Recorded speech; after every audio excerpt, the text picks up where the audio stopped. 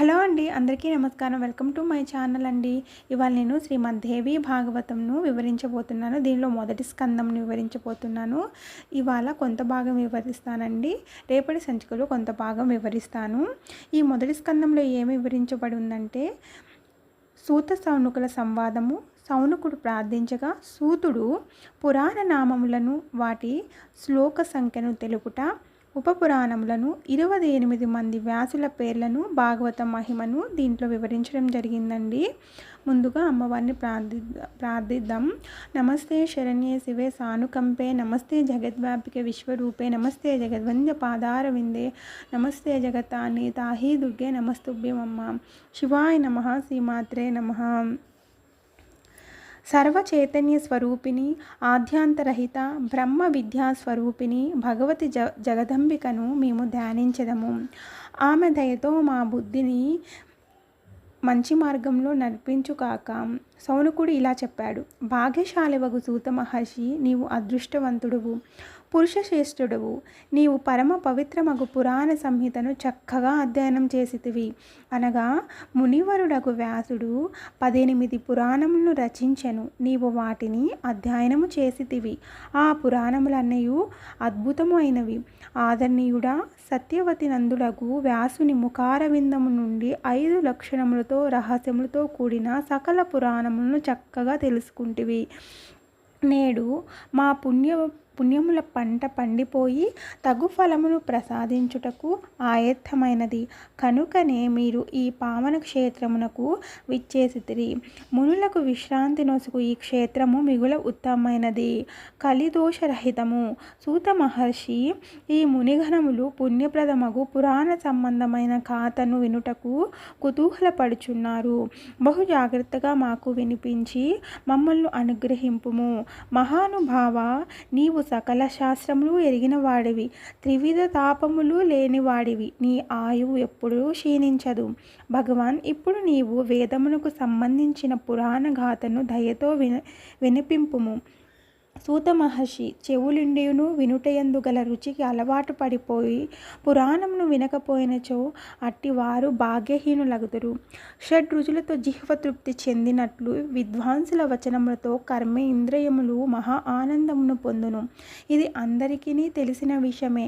సర్పములకు చెవులుండవు, కానీ అవి మధురస్వరమును విని తమ్ము తామే మరిచిపోవును. అట్టి ఎడల చెవులున్న మానవులు సద్వచనములను వినినచో వారిని చెవిటి వారని ఎందుకు అనకూడదు? కనుక సౌమ్యుడా, ఈ విప్రగణములందరూ కథను విను అభిలాషతో సావధానులై ఈ నైమిషారణ్యము క్షేత్రమున ఆసీనులై ఉన్నారు. కలిభయముతో గొప్ప దుఃఖములు కలుగుచున్నవి. ఏదో ఒక విధముగా సమయము గడిచిపోవచున్నది. అజ్ఞానులైన వారు విషయ చింతనతో, పండితులు శాస్త్ర పరిశీలనతో కాలము గడుపుచున్నారు. ఇది అనుభవ సిద్ధమైన విషయము. తమ సిద్ధాంతములకు పుష్టిని చేకూర్చుటకై అనేక శాస్త్రములు వెలిసినవి. వాటిలో వివిధములైన సిద్ధాంతములు పరిశీలింపబడినవి. వాటిని రుజువు చేయుటకు అనేక ప్రమాణములు ఇవ్వబడినవి. వేదాంతమును సాత్వికమని, మీమాంసమును రాజసమని, న్యాయమును తాపస శాస్త్రమని చెప్పుదురు. సౌమ్యుడా, అటులనే నీవు చెప్పిన 5 లక్షణములు గల పురాణములు కూడా సాత్విక, రాజస, తాపసములను 3 భేదములు కలిగి ఉన్నవి. ఈ ముఖారవిందము నుండి వెలువడిన పరమ పావనమైన దేవీ భాగవతము 5వ పురాణము. ఇది వేదముతో సమానముగా ఆదరణ పొందినది. సకల పురాణ లక్షణ సంపన్నమైనది. ఆ సమయమున ఇది సంక్షిప్తముగానే వర్ణింపబడినది. దీన్ని వినుట వలన ముముక్షువులు ముక్తులగుదురు. ఇది పరమ అద్భుతమైన పురాణ ధర్మమునందు అభిరుచిని కలిగి చేయును, కోరికలను తీర్చును. ఇప్పుడు మీరు దివ్యమైన మంగళకరమైన భాగవత పురాణమును విస్తృతముగా తెలుపుడు. బ్రాహ్మణులందరూ దీన్ని వినుటకు ఉత్సాహులై ఉన్నారు. వ్యాస మహర్షి యందు మీకు దృఢమైన శ్రద్ధ, విశ్వాసములు కలవు. ఆయన ముఖారవిందము నుండి ఈ ప్రాచీన సంహితా జ్ఞానమును మీరు చక్కగా పొందితిరి. మీలో సకల సద్గుణములు విద్యామానమై ఉన్నవి.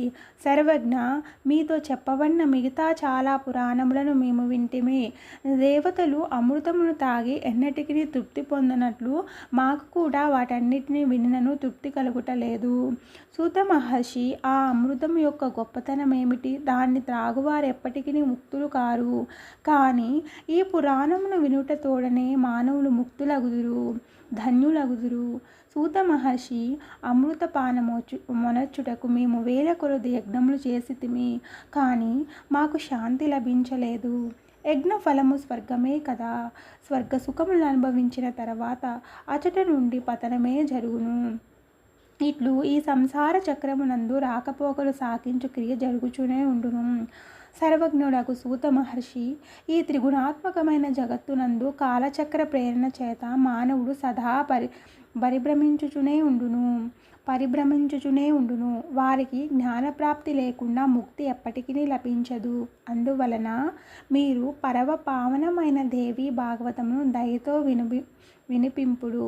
ఈ పురాణము సకల రసములతో నిండి ఉన్నది, మిగుల పవిత్రమైనది, రహస్యమైనది. ముక్తిని కోరువారికి సదా వారు కోరిన ముక్తినే ప్రసాదించును. సూత మహర్షి ఈ విధంగా పలికెను. శ్రీమద్దేవి భాగవతము మిగుల పవిత్రమైనది. ఇది వేద ప్రసిద్ధమైన పురాణము. మహానుభావులైన మీరు దీన్ని గురించి ప్రశ్నించితిరి. దానివల్ల నేను ధన్యుడును, భాగ్యశాలిని, పరమ పవిత్రునైతిని. నేనిప్పుడు దీన్ని వచించెదను. ఈ పురాణము సమస్త శత్రువుల యొక్క అర్థముల చేత ఆమోదింపబడినది. అఖిల శాస్త్ర రహస్యములలో ఆగములలో సాటిలేని విశేష స్థానమును పొందినది.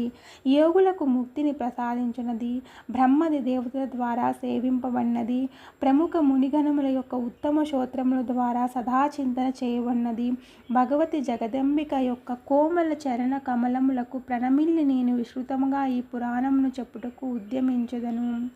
ద్విజవరులారా, ఇది రసములకు భాండాగారము. ఇందులో ఎచట చూచినను భగవతి ఎడల భక్తియే నిహితమై ఉన్నది.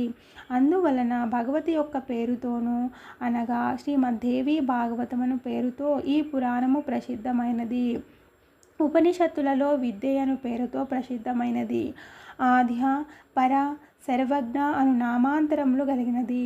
ప్రాపంచిక రాకపోకల బంధనమును ఖండించుటలో నేర్పరి అయినది. సమస్తమునందును తన సత్తా కలిగి ఉన్నది. దుష్టజనులెన్నటికీ తెలుసుకొనలేనట్టిది. మునులు ధ్యానించగా స్వయముగా తన ఉనికిని సూచించున్నది. అట్టి భగవతి జగదంబిక ఈ ప్రవచన కార్యమునందు సాఫల్యమును ప్రసాదించి అనుగ్రహించుగాక. తన త్రిగుణాత్మక శక్తితో సత్ అసత్ రూపమైన సకల జగత్తును సృష్టించి దాన్ని రక్షించుటయందు తత్పరురాలై ఉన్నది. ప్రళయకాలమునందు సమస్తమును సంహరించున్నది. స్వయముగా ఒంటరిగానే విహారము సలుపు స్వాభావిక గుణము గలగది. చరాచర జగత్తును సృష్టించు భగవతి జగదంబికను నేను మనస్సులో ధ్యానించెదను. బ్రహ్మ ఈ సమస్త సృష్టికి కర్తయని పురాణములు, వేదములు తెలుపును. ఇది అందరికీ తెలిసిన విషయమే.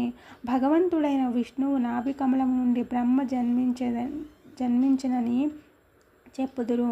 అట్టి ఎల్ల బ్రహ్మ స్వతంత్రమైన సృష్టికర్త ఎట్లగును విష్ణువును కూడా స్వతంత్ర సృష్టి అని చెప్పలేము.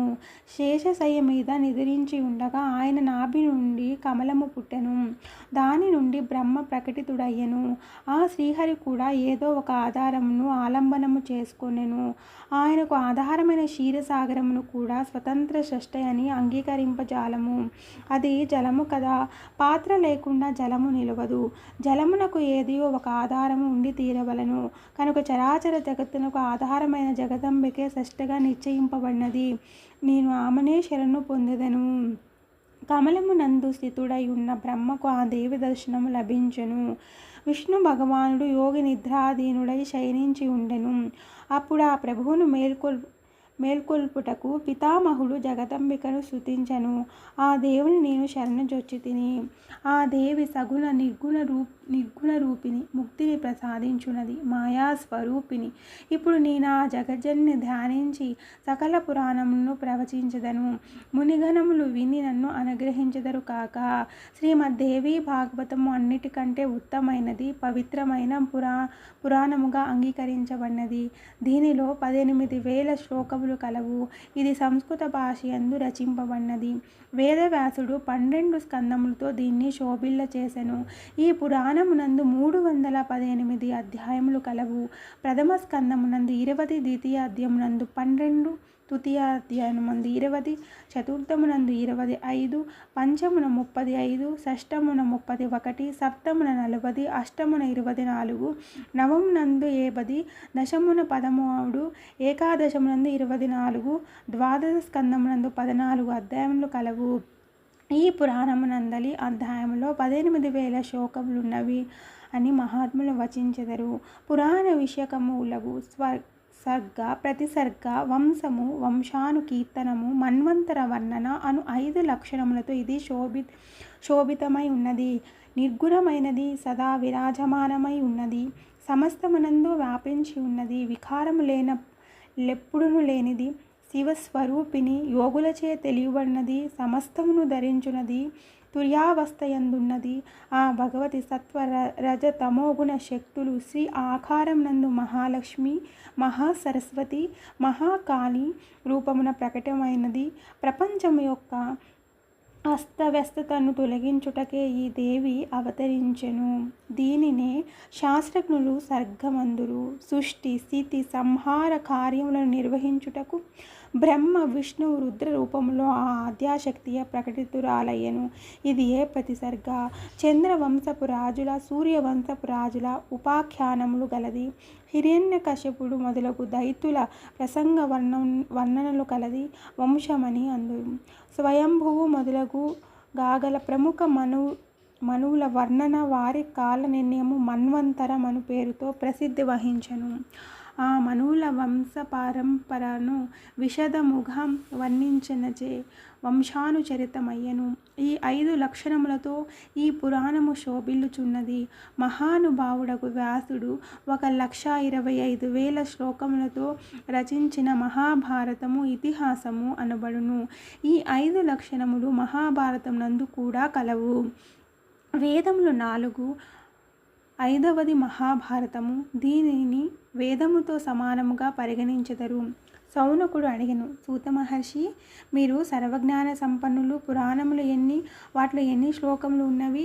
దీన్ని మేము వినుకోరుచున్నాము. కృపాదృష్టితో విస్తృతముగా తెలుపుడు. మేము కలియుగమునందలి దుష్కృత్యములకు భయపడి నైమిషారణ్యమునందు నివసించుచున్నాము. బ్రహ్మ తన మనసుతో ఒక చక్రమును నిర్మించి మాకొసగెను. మీరు దీన్ని ఆశ్రయింపుడు. ఈ చక్రము వెంట వెళ్ళుడు. ఎచట పడిపోవునో అది పరమ పవిత్ర స్థలమగును. అందు కలియుగ ప్రభావం ఏ మాత్రము ఉండదు. కనుక సత్యయుగము వచ్చునంత వరకు మీరు అచటనే ఉండవచ్చును. అప్పుడు మేము బ్రహ్మ ఆజ్ఞను శిరస వహించి ఆ మాటలను విని సకల దేశములను చూచు కోరికతో వెంటనే బయలుదేరితిమి. ఇచ్చటకు వచ్చి అందరి ఎదుట ఈ చక్రమును తిప్పితిని.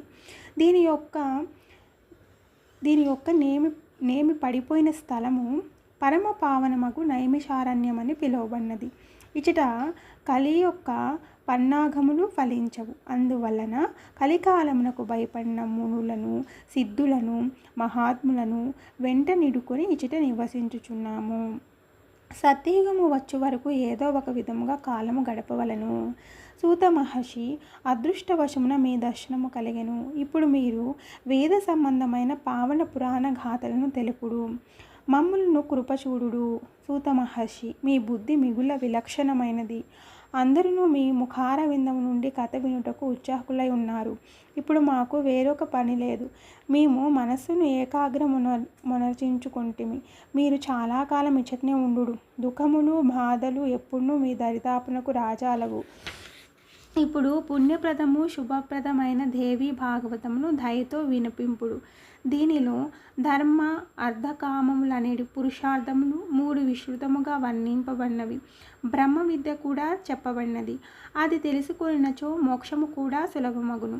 సూత మహర్షి మునివరుడకు వ్యాసుని ముఖారవిందం నుండి వెలువడిన ఈ పరమ పావనఘాత మనస్సును ముగ్ధమునరించును. దీన్ని విని కూడా మా చెవులకు తృప్తి తీరలేదు. దీనిలో సమస్త గుణములు కలవు. సమస్త జగత్తును సృష్టించు భగవతి జగదంబిక లీలా నాట్యములతో ఈ పురాణము శోభిల్లుచున్నది. ఆ ప్రభావముతో పాపములన్నీ నశించిపోవును. ఈ పరమ పవిత్రమైన అద్భుతమైన భగవతి పేరుతో శోభలొలికిడి శ్రీమద్దేవి భాగవతమును పేరు గల పురాణము దయతో మాకు వివరింపుడు. సూతుడు ఇలా పలికెను. మునివరులారా వినుడు. సత్యవతి నందుడగు వ్యాసుని ముఖారవిందము నుండి నేను వినిన పురాణములన్నిటినీ మీ ఎదుట వర్ణించదని సూతుడు పలికెనమాట. సూతుడు మునులతో ఏ విధంగా పలికారో, ఈ అధ్యయనం గురించి ఏ విధంగా వివరించారో రేపటి భాగంలో తెలుసుకుందాం. Thank you so much.